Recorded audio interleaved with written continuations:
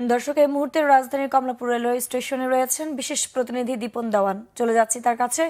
দীপন, Kamalapur rail স্টেশনে এখন কি পরিস্থিতি দেখছেন? ট্রেনগুলো কি শিডিউল অনুযায়ী ছাড়ছে?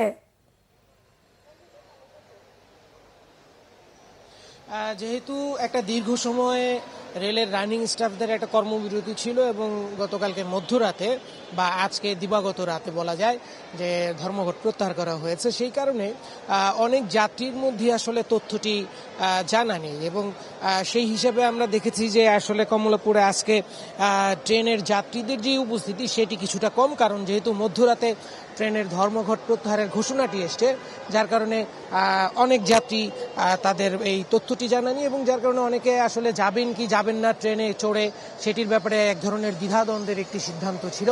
তবে সকালবেলা যারা জানতে পেরেছেন তারাই আসলে মূলত এখানে এসছেন, তারা টিকিট কাটছেন এবং আপনি যেটি জিজ্ঞেস করেছেন যে ট্রেনের শিডিউল, এখন পর্যন্ত সকাল থেকে যেই ট্রেনগুলো ছেড়েছে সেগুলো সঠিক শিডিউল মেনেই মোটামুটি চলাচল করছে। কিছুটা বিলম্বের বিষয় রয়েছে, তবে সেটিকে শিডিউল বিপর্যয় বলা যাবে না।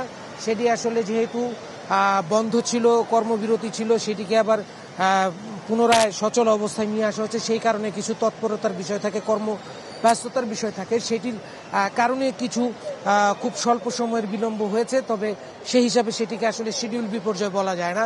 আর আমরা এখানে ট্রেনের যেই রানিং স্টাফ রয়েছেন তাদের সাথেও কথা বলেছি, তারা বলেছেন যে যেহেতু তাদের মূল যেই দুটো দাবি ছিল, একটি হচ্ছে মাইলেজের বিষয়টি এবং আরেকটি হচ্ছে যে মাইলেজের এই বিষয়টির সাথে সেটি পেনশনে যোগ হওয়া, এটি যেহেতু গতকালকে রাতের মিটিংয়ে মেনে নেওয়া হয়েছে, সেই হিসাবে তারা এই প্রত্যাহার করেছেন এবং তারা আগের মতোই স্বাভাবিকভাবেই তাদের কাজ চালিয়ে যাবেন এবং রেলের চলাচল যেন কোনো ধরনের বিঘ্ন না হয়, স্বাভাবিক পরিস্থিতি বজায় থাকে, সে ব্যাপারে তারা সচেষ্ট থাকবেন।